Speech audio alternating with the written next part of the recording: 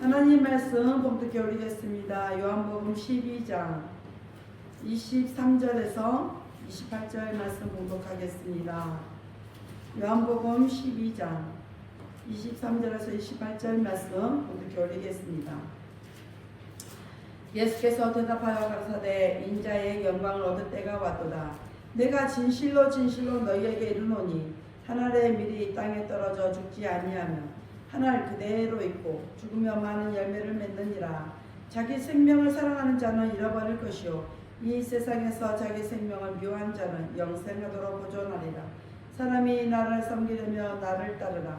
나 있는 곳에 나를 섬기는 자도 거기 있으리니 사람이 나를 섬기며 내 아버지께서 저를 귀히 여기시리라. 지금 내 마음이 민망하니 무슨 말을 하리요. 아버지여 나를 구원하여 이때를 면하게 하여 주옵소서. 그러나 내가 이를 위하여 이때에 왔나이다. 아버지여 아버지의 이름을 영광스럽게 하옵소서 하시니 이에 하늘에서 소리가 나서 가로되 내가 이미 영광스럽게 하였고 또 다시 영광스럽게 하리라 하시네.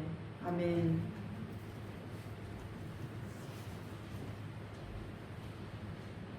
기도합니다. 할렐루야. 아버지 하나님 감사합니다. 오늘도 아버지 하나님 함께하여 주옵소서. 저는 요한복음 12장 23절 28절 말씀을 가지면 죽음에 산다는 내용으로 오늘을 나누고자 합니다. 종이 비록 부족하고 연약하고 입술이 우들할지라도 오늘 종의 입술을 들어 사용하여 주옵시고 종의 입술이 진리의 말씀, 생명의 말씀을 주옵소서. 진리의 말씀, 생명의 말씀을 종이 바로 증거할 수 있도록 하나님 역사하여 주옵시고 그 말씀을 받는 저들은 그것이 하나님의 말씀으로 받게 하여 주옵소서. 사람의 말, 종의 말로 받지 않게 하여 주옵소서. 오늘도 깨닫는 은혜 주실 줄 믿사오며 우리 주 예수 그리스도 이름으로 감사하며 기도하옵나이다. 아멘. 오직 예수님밖에 없습니다. 우리를 구원하실 분도 예수님 한 분밖에 없습니다. 주 예수의 은혜와 평강이 여러분에게 임할지어다. 아멘. 우리 베드로의 신앙 고백합니다. 예수님 당신은 그리스도시요 살아계신 하나님의 아들이십니다.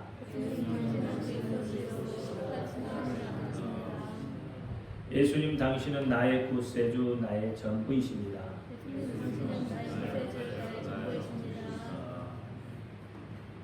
아멘. 오늘 제목이 죽으면 산답니다. 아무리 척박한 환경에 있어도 소망을 가진 자는 살 수가 있습니다. 아무리 부요를 누리고 풍요 속에 살아도요 소망이 없으면 그 사람은 죽은 사람입니다. 소를 키우는 농장에 우유가 있겠죠. 우유통이 있겠죠. 그 우유통에 어느 날 개구리 2마리가 빠졌습니다. 그중 한 마리가 그 우유통을 빠져나오려고 안간 힘을 쓰고 기어 오르려고 하고 있습니다. 그런데 기어 오르려고 하면 할수록 어떻게 해요? 기운이 빠지죠. 우유통이 얼마나 미끄럽습니까? 도저히 기어 올라올 수가 없었습니다. 그래서 그 개구리는 이제는 살 가망이 전혀 없구나. 나는 여기서 죽게 생겼구나 하고 포기하고 말았습니다. 포기하는 그 순간 그 개구리는 우유에 빠져 죽었습니다. 그러나 나머지 한 마리는 여기서 죽을 수가 없어. 기필코 여기를 나가고야 말까야 하며 그 우유통 속을 뱅글뱅글 계속 돌았습니다. 얼마의 시간이 흐른 후에 우유통의 우유는 붓기 시작을 했습니다. 개구리가 그 속에서 계속 우유통을 돌므로 인해서 우유통 안에 있던 그 우유가 붓기 시작을 했던 것이죠. 우유가 버터처럼 딱딱하게 굳게 되자 개구리는 마침내 굳어진 그 버터 우유를 받고 탈출을 했습니다. 여러분, 어떤 개구리가 여러분의 마음에 와닿습니까? 여러분은 어떤 개구리가 되기를 원합니까? 소망을 품고 끝까지 포기하지 않았던 개구리는 자유를 만끽하며 그 자유를 마음껏 누렸습니다. 여러분, 이것이 진짜 살아있는 것입니다. 성경은 죽음을 어떻게 말하고 있을까요? 성경은 죽음을 이렇게 말합니다. 하나님으로부터 분류된 인간들이 도덕적이며 영적인 상태에 이르는 것, 즉 하나님을 떠난 삶을 죽음이라고 말을 하고 있어요. 그러니까 사람들은 뭘 주로 추구해요? 도덕적이고 윤리적인 걸 추구하며 살아요. 그러나 그것은 곧 죽음과 같다는 거죠. 왜냐하면 하나님을 떠나 있기 때문에 그렇습니다. 그래서 죽음이라는 것을 헬라어로 말하면 네크로스라고 하는데, 이것은 무슨 뜻이냐면 가장 소망이 없는 상태, 그것을 죽음이다 이렇게. 오늘 본문에 하나님의 미랄은 예수 그리스도를 나타냅니다. 즉 희생의 대가를 치러야 할 하나님의 미랄, 그것은 예수 그리스도입니다. 본문 24절 말씀에 내가 진실로 진실로 너에게 이르노니 하나의 밀이 땅에 떨어져 죽지 아니하면 하나를 그대로 있고 죽으면 많은 열매를 맺는다 이렇게 말해요. 여기에 진실로 진실로라고 말해요. 진실로 진실로를 두 번 쓰면요 진짜로 그렇다는 거예요. 하나의 밀이 땅에 떨어져 죽음으로 추수할 때에 무수한 미랄들이 소생하는 것처럼 예수 그리스도께서 우리 죄 많은 영혼들을 위해서 십자가에 죽으심으로 모든 영혼들이 구원함을 얻고 예수 그리스도의 부활에 동참하여서 영광을 돌게 됩니다. 그 영광을 받게 될 것이라고 성경은 말을 하고 있습니다. 우리는 오늘날 말씀의 홍수 속에 살아가고 있습니다. 홍수처럼 말씀이 넘쳐나고 풍부하지만 여러분 삶의 열매를 맺지 못하고 있습니다.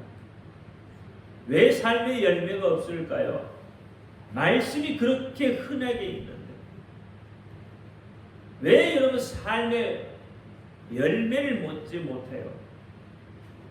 그것은 말씀을 믿지 못하고 있기 때문에 그렇습니다. 말씀대로 그 삶을 살지 못하기 때문에 그렇다 이 말입니다. 삶의 열매가 없으니까 여기서 좀 기웃거리고 저기에서 좀 기웃거리면서 갈 바를 알지 못하고 혼미한 상태에 그냥 살아가고 있다 이 말입니다. 로마서 11장 8절에 보니까 기록된 바 하나님이 오늘날까지 저희에게 혼미한 심령과 보지 못할 눈과 듣지 못할 귀를 주셨다 함과 같으니라 이렇게 얘기해요. 여러분 자기 욕망이 사로잡혀 살기 때문에 하나님의 말씀이 들려지잖아요. 하나님의 말씀이 들려지지 않기 때문에 혼미한 심령을 갖게 되고 눈이 있어도 보지 못하는 눈, 귀가 있어도 듣지 못하는 귀가 됐다. 로마서 1장 21절 25절을 쭉 읽어보면 그렇게 된 이유가 있죠. 로마서 1장 한번 보실까요? 20절부터 25절까지 창세로부터 그의 보이지 아니하는 것들 곧 그의 영원하신 능력과 신성이 그 만드신 만물에 분명히 보여 알게 되나니 그러므로 저희가 핑계치 못할지니라.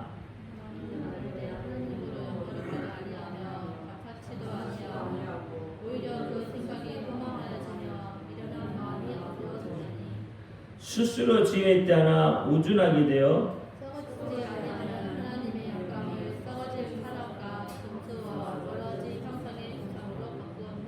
그러므로 하나님께서 저희를 마음의 정욕대로 더러움에 내어버려 두사 저희 몸을 서로 욕되게 하셨으니 이는 저희가 하나님의 진리를 거짓 것으로 바꾸어 피조물을 조물주보다 더 경배하고 섬김이라.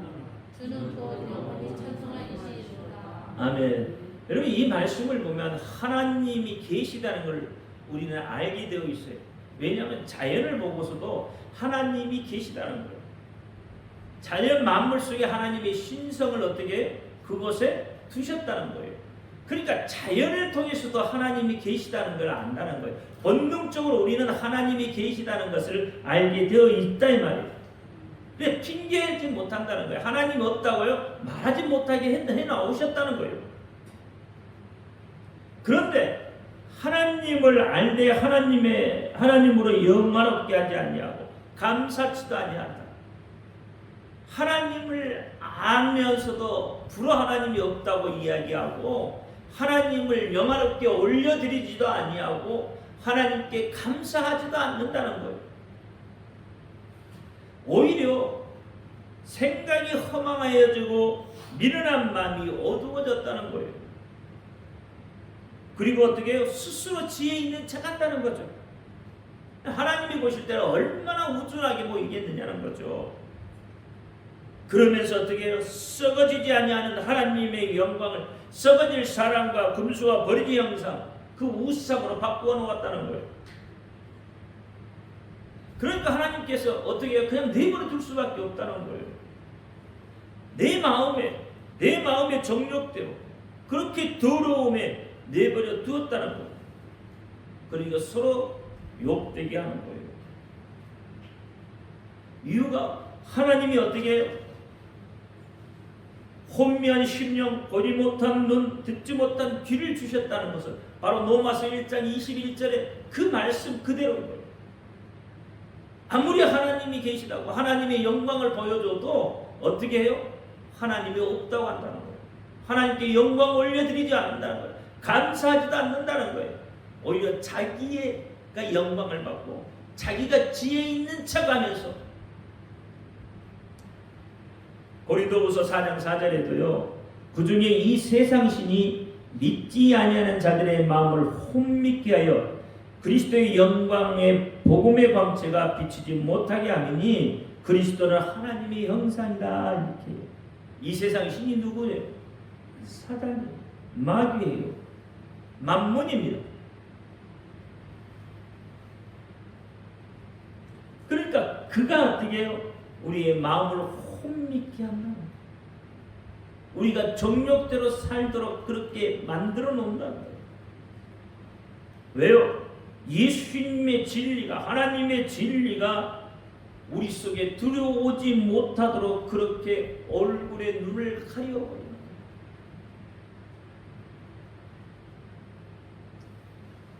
혼미한 심령, 보지 못한 눈, 듣지 못한 귀. 여러분 이것이 요한 1서 2장 16절이 이렇게 말해요. 종합적으로 보면 육신의 정욕, 안목의 정욕, 이생의 자랑 때문에 그렇다는 거예요. 이것은 뭐예요? 하나님께로부터 온 것이 아니다.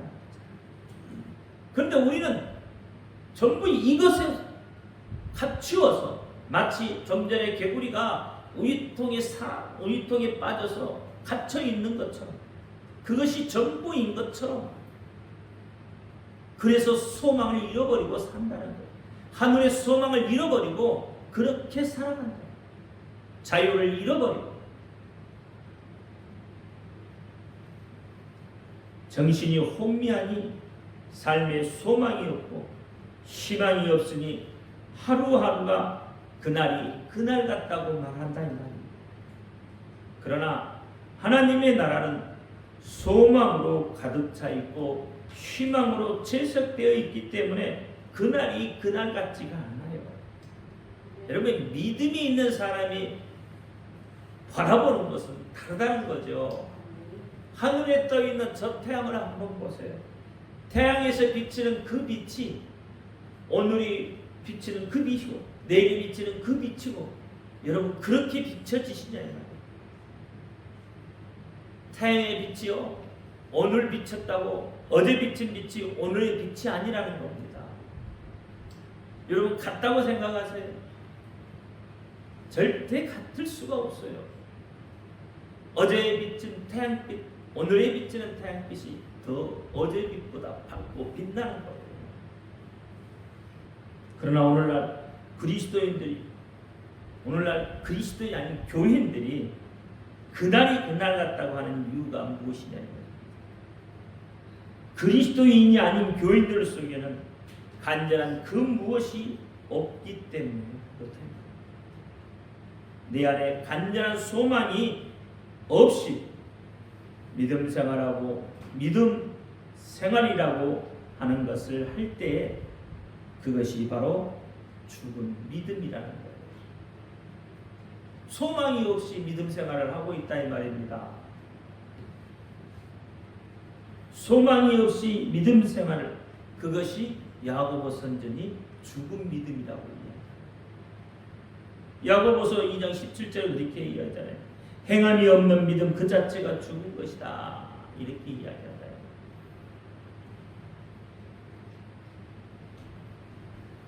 여러분 한번 생각해 보세요. 그날이 그날 같다고 하는 사람이 어떻겠습니까? 무엇 좀 활발하게 활동력 있게 그렇게 생활할 수 있겠습니까? 그렇게 생활 못해요. 왜? 열정이 식었다. 내 입속에서 그날이 그날 같다고 하는 것은 곧 내 속에 열정이 없다는 거예요. 이 열정이 없으니까 곧 어떤 거예요? 죽은 삶을 살고 있다는 거예요. 죽어 있는 삶이죠. 정말 숨이 끊어져 호흡할 수 없는 그런 죽음의 상태를 죽음이라고 성경은 말하지 않는다는 말입니다. 진짜 죽음은 하나님이 없는, 예수 그리스도의 복음이 없고 성령의 인도함을 받지 못하고 있는 상태, 소망이 없는 상태, 그것을 죽음이다 이렇게 이야기합니다. 그러니까 계시록 3장 1절에 이렇게 말해요. 내가 내 행위를 아노니 내가 살았다 하는 이름을 가졌으나 죽은 자다. 살아있지만 어떻게? 하나님 보시기에 죽어있는 자다. 그러니까 세상에서 죽음과 성도의 죽음은 다른 것이다 이 말입니다. 그럼 성도의 죽음이라는 것은 과연 어떤 것일까? 어떤 것이 성도의 죽음일까요?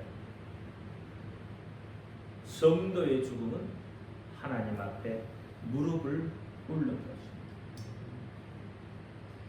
무릎을 꿇는다는 것, 그것은 곧 내가 죽는 것이에요. 하나님이 나의 주인이시고 나는 종이라고 고백하는 것. 즉 하나님은 말씀이시고 예수님도 말씀이시니까 나는 말씀 앞에서 종이 된다고 고백하는 거예요. 바짝 엎드리는 겁니다. 종은 자기 마음대로 할 수 있는 존재가 아니잖아요. 종은 주인이 기뻐하는 일을 하는 존재입니다. 그러므로 죽은 성도, 종된 성도는 하나님이 기뻐하시는 일을 하는 거예요. 오직 예수님만 나의 주인, 나의 왕이라고 고백하고 그분을 앙망하는 겁니다. 그럼 하나님이 기뻐하시는 일은 어떤 일일까요? 어떤 일을 해야 하나님이 과연 기뻐하실까요? 하나님이 일어나는 것은 무엇일까요? 요한복음 6장 29절에 보니까 예수님의 제자들이 예수님께 물어왔잖아요. 도대체 하나님의 일이 무엇입니까? 라고 물었을 때에 29절에 그렇게 말합니다. 예수께서 대답하여 가라사대 하나님이 보내신 자를 믿는 것이 하나님의 일이다. 하나님의 일이 선하고 착하고 이런 게 하나님 일이 아니라는 거죠. 진짜 하나님의 일은 하나님이 보내신 자를 믿는 것. 그것이 하나님 일이에요. 그러면 하나님이 보내신 자가 누구일까요? 하나님이 누구를 보내셨어요? 예수 그리스도예요. 그러니까 예수 그리스도를 바로 믿으면 하나님이 그것을 기뻐한다는 거예요. 예수님을 나의 구세주로 고백하면 하나님이 기뻐합니다. 예수님을 나의 생명이라고 선포하면 하나님이 그것을 기뻐하는 거예요. 예수님이 나의 전부가 되시라고 고백하는 것, 그것을 하나님이 가장 기뻐한다. 반대로요, 내가 주인 된 사람, 내가 왕이 된 사람은 어떻습니까? 내가 주인이고 내가 왕 된 사람들은요, 여러분 그 속에 교만이 가득 차 있어요. 그래서 삶의 어떤 문제든지 자기 중심이에요. 자기 쪽으로 모든 것을 자기 쪽으로 그 방향을 이끌어가고 있는 거예요. 끌고 나가는 거예요. 잠언 16장 18절에 그렇게 말합니다. 교만은 패망의 선봉이요 거만한 마음은 넘어짐의 앞잡이라. 17절에 겸손한 자와 함께 마음을 낮추는 것이 교만한 자와 함께 탈취물을 취하는 것보다 낫다. 빌립보서 2장 21절에 이렇게 말합니다. 저희가 다 자기 일을 구하고 그리스도 예수의 일은 구하지 아니하니, 이렇게 이야기해요. 그러니까 여러분, 어떤 사람이 교만한 사람이에요? 자기의 일만 구하는 사람, 자기 것만 구하는 사람, 그것이 교만한 자라는 거예요. 그리스도 예수의 일은 전혀 자기하고 상관없다는 거죠. 얼마나 교만한가. 자기를 만들어 놓으신, 자기를 창조하신 분이 누구세요? 예수님. 근데 그 예수님을 어떻게? 예수님이 하시는 일을 구하지 않아요. 자기 중심이니까 자기 것만 구하는 거예요. 타인이 어떻게 되든 아무런 관계 없습니다. 자기 것만 구하는 거예요. 그러니 교만하다는 거죠. 마음이 힘들고 어려울 때도 하나님을 찾으려고 하지 않아요. 하나님을 찾기보다는 사람을 의지하려고 합니다. 세상 방법을 동원하고 그 방법을 택해요. 그 결과가 어떠합니까? 오히려 더욱 힘들어집니다. 그리고 원망과 불평으로 삶이 망가지고 피폐해져 가고 마는 거예요. 여러분, 이사야서 28장 15절 말씀에 보면 이런 말씀이 있어요. 너희 말이 이것은 하나님이 없는 자들의 말.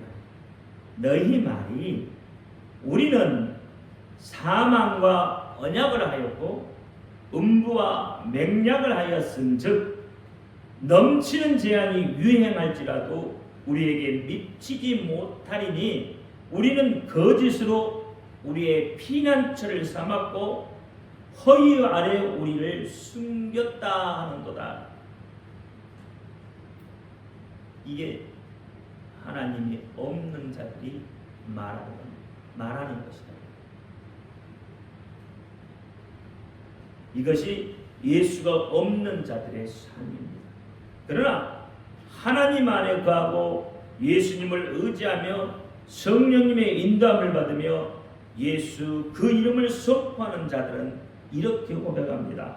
시편 73편 28절에 하나님께 가까이함이 내게 복이다. 내가 주 여호와를 나의 피난처로 삼아 주의 모든 행사를 전파한다. 시편 144편 2절에도 여호와는 나의 인자시요 나의 요새시요 나의 산성이시요 나를 건지시는 자여 나의 방패시오 나의 피난처시오 내 백성을 내게 복종하게 하는 자시다. 이 두 가지 삶, 하나님이 없는 자들의 삶과 하나님을 섬기는 자들의 삶이 이렇게 다릅니다. 그 입술의 고백을 보면 우리가 알 수 있잖아요. 입술에서 무엇을 말하고 있나요? 하나님이 주인된 사람은 죽는 것이 우선되는 것입니다. 죽는다는 것, 그것은 예수님이 내 안에 주인이 되신다는 겁니다. 예수님이 주인 되심이 가슴으로부터 터져 나올 수 있어야 되는 거죠. 죽는 것이 우선되는 것, 이것이 하나님의 뜻입니다. 하나님이 함께 하시는 사람, 하나님이 쓰시는 사람은 끝까지 순종하는 사람이에요. 순종이라는 것은 내가 죽지 아니하면 할 수 없는 것입니다. 사르밧 과부의 형편을 한번 보시라는 거예요. 어떻습니까? 사르밧 과부의 형편은요, 세상에서 가장 처절한 형편이에요. 그때 당시에 남편이 없는 자는 어디 가서요? 행세도 말할 수 없어요. 남편이 없으니까 어떻게 해요? 돈 벌어 올 사람이 없잖아요. 그러니 얼마나 가난하겠습니까? 근데 아들이라고 하나 있는 것이 병약해요. 그런데 집에는 뭐가 있었어요? 가루통에 가루 한 줌, 기름통에 기름 한 방. 그게 다. 그래서 어떻게 엘리야를 만나기 전에 나무를 줍고 있는데 그 나무를 주워다가 이제 마지막 그 양식을 먹고 이제 굶어 죽자는 거예요. 여러분, 사르밧 과부의 형편보다 여러분 형편이 더 좋잖아요. 돈이 없어서 좀 불편한 것이지 형편은 여러분 훨씬 나아져 있어요. 여러분 좀 쌀 없으면 동사무소에 가면 쌀 줘요. 굶어 죽일 일이 없어. 우리나라 복지가 잘 돼 있잖아요. 그런데도 우리는 어떻게 이 속에 뭐가 일어나고 있어요? 불평과 불만이 일어나고 있어요. 그 사르밧 과부 그 형편에서도 여러분 엘리야를 만났을 때 엘리야가 뭐라고 그랬어요? 그릇에 물 담아가 나무 줍고 있는 여인에게 그릇에 가서 물을 담아다 갖다 자기를 달래. 가루통에 가루 한 줌밖에 없다니까 그것도 떡을 만들어서 자기 달래요. 그런데 사르밧 과부는 그대로 순종하잖아요. 즉각적으로 하잖아요. 그 결과가 어떻게 했어요? 그 긴 가뭄 속에 가뭄이 끝나도록 가루통에 가루가 떨어지지 아니하고 기름통에 기름이 떨어지지 아니하고. 자, 그러면 그 여인이 그렇게 할 수밖에 없었던 이유가 무엇일까요? 두려워서가 아니잖아요. 그 사르밧 과부는 자기의 형편, 현실을 뛰어넘는 믿음이 있었다는 거예요. 자기의 현실을 뛰어넘어야 돼요. 여러분, 믿음이라는 것은 현실을 뛰어넘는 게 믿음이에요. 지금 나의 현실을 뛰어넘는 게 믿음이다 이 말이에요. 비록 내 형편이 어렵고 힘들지만 그 형편을 뛰어넘어서 다른 것을 바라볼 수 있어야 되잖아요. 사르밧 과부는요, 그 형편을 삶의 지금 현재의 그 형편을 뛰어넘었어요. 현실을 뛰어넘었다 이 말입니다. 또 하나는요, 이성을 뛰어넘어. 이성적인 사고, 논리적인 사고, 그것을 뛰어넘어야 됩니다. 그것이 믿음이에요. 성경은 우리의 이성에 맞지 않습니다. 성경 우리의 논리에 절대 맞지 않아요. 하나님의 방법은 우리의 논리에 맞지 않아요. 그래서 그것을 뛰어넘으라는 거예요.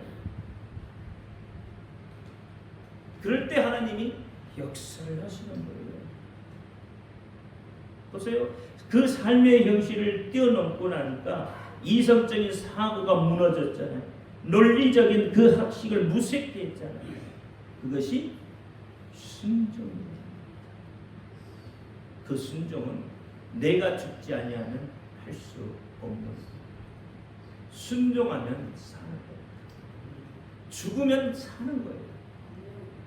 사르밧 과부는 죽었잖아요. 자기의 생명 마지막 그 남아있는 그 떡 한 조각, 그 가루통에 떡을 만들어서 주는 것, 그것이 자기의 생명이었어요. 그 생명을 내어놓아서 죽었단 말이에요. 죽었더니 다시 사는 역사가 있어요. 예수님도 죽으셨다가 다시 살아나시죠. 그게 믿음입니다. 오늘 본문도 그렇습니다. 죽으라고 말하고 있어요. 그렇잖아요. 오늘 본문에 예수님이 어떻게 죽으라고 말하고 있어요. 하나님의 미랄이 되어 죽으라고 합니다. 그러면 많은 열매를 맺게 된다는 거예요. 다시 살아난다는 거잖아요. 죽자. 그러면 사는 겁니다. 죽은 자를 통하여 열매를 맺게 한다는 겁니다. 그래서 죽는다는 것은 하나님이 나의 주인 되시는 거예요. 예수님이 나의 주인 되시는 거예요. 예수님도 그때를 위해서 이 땅에 오셨다고 오늘 본문에 그렇게 이야기하고 있는 거예요. 오늘 본문 23절 말씀을 봐요. 뭐라고 하고 있습니까? 예수님은 인자가 영광을 얻을 때가 왔다고 말씀하고 있어요. 영광을 얻을 때가 언제예요? 예수님이 영광을 얻을 때가 언제였냐는 거예요. 이 요한복음은 이때라는 단어를 참 많이 사용하고 있어요. 오늘 본문에서 3번 이상을 사용하고 있는데요. 자, 이때 예수님이 영광을 얻을 때가 도대체 어느 때예요? 바로 십자가에서 죽으실 때. 십자가에 죽으실 때. 그때 예수님께서 영광을 얻으신 거예요. 요한복음 2장 4절에도 예수께서 이르시되 여자여 나와 무슨 상관이 있나이까? 그렇죠? 그때 내 때가 아직 이르지 아니하였으니 그랬어요. 영광을 얻을 때가 아직 아니라는 거죠. 요한복음 7장 30절에도 그들이 예수님을 잡고자 하나 손을 대는 자가 없으니 이는 그의 때가 아직 이르지 아니하였습니다. 예수님이 십자가에 죽으실 때가 아직 아니었다는 거죠. 8장 20절에도 이 말씀은 성전에서 가르칠 때에 헌금함 앞에서 하셨으나 잡는 사람이 없으니 이는 그의 때가 아직 이르지 아니하였습니다. 십자가에서 아직 죽으실 때가 아니라 12장 23절에도 예수께서 대답하여 이르시되 인자가 영광을 얻을 때가 왔다 그랬어요. 이때는 뭐예요? 이제 때가 가까이 왔다. 십자가에서 죽으실 때가 가까이 왔어요. 27절에 지금은 내 마음이 괴로우니 무슨 말을 하리요? 아버지여 나를 구원하여 이때를 면하게 하여 주옵소서. 그러나 내가 이를 위하여 이때에 왔나이다. 그러니까 엘리 나박다니 그 말이 뭐예요? 나의 하나님 어찌하여 나를 버리셨나이까? 될 수 있으니 십자가의 형이 좀 그때를 늦춰달라는 거죠. 지나가게 해달라는 거잖아요. 그러나 아버지의 뜻대로 그때를 위해서 자기가 왔다는 거죠. 28절에 아버지여 아버지의 이름을 영광스럽게 하옵소서 하시니 이에 하늘에서 소리가 나서 이르되 내가 이미 영광스럽게 하였고 또다시 영광스럽게 하리라 하였어요. 요한복음 16장 32절에도 보라 너희가 다 각각 제 곳을 얻어주고 나를 혼자 둘 때가 오나니 벌써 왔다. 그러나 내가 혼자 있는 것이 아니라 아버지께서 나와 함께 계십니다. 십자가에 이제 죽을 때가 됐다는 거죠. 그러니까 요한복음에서 이렇게 때에 대해서 이야기를 해요. 다시 말하면 예수님께서 죽어야 할 때입니다. 그래야 영화롭게 된다는 겁니다. 즉 하나님의 모습이 우리 속에 나타나요. 이렇게 예수님의 모습이 우리 속에 나타나야 돼요. 죽음을 두려워해서는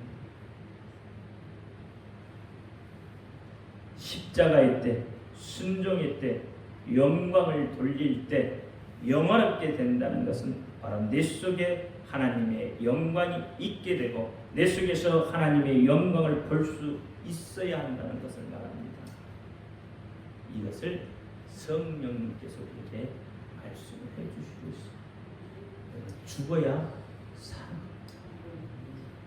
죽지 않으면 하나님의 미랄이 죽지 않으면 열매를 맺을 수 없는 거죠.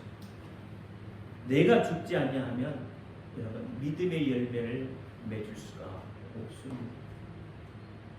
하나님의 말씀을 아무리 알아도요, 여러분 말씀대로 살지 아니하면 열매를 맺지 못하는 거예요. 아무리 말씀이 홍수처럼 내게 밀려와도 말씀대로 살지 못하면, 내가 죽지 못하면 열매가 없다 이 말입니다. 열매를 맺기 위해서는 내가 죽어야 돼. 열매를 맺기 위해서는 내가 죽어야 다시 사는 겁니다. 오늘 본문이 그것을 말하고 있습니다. 죽으시기 바랍니다. 말씀 안에서 죽으시기 바라요. 그래서 여러분 삶에 많은 다른 열매들을 맺어낼 수 있기를 예수의 이름으로 축원합니다. 기도합니다. 할렐루야. 아버지 하나님 감사합니다. 오늘 아버지 하나님 죽어야 산다는 내용으로 우리에게 말씀을 주셨습니다. 오늘 본문에서 예수님도 예수님의 때에 죽으셨고 그 죽으심으로 많은 열매를 맺게 하셨습니다. 순종은 그런 것이라고 했습니다. 현실의 상황을 뛰어넘고 이성과 논리를 뛰어넘는 그런 삶이 곧 죽는 삶이다 이렇게 얘기합니다. 그럴 때에 하나님께서 내 속에 많은 은혜를 주시고 내 속에 기쁨이 넘쳐나고 또 내게 새로운 생명을 주심을 깨닫게 하시니 감사합니다. 이 말씀대로 하나님의 말씀대로 살아갈 수 있게 하여 주옵소서. 예수 그리스도 이름으로 감사하며 기도합니다. 아멘.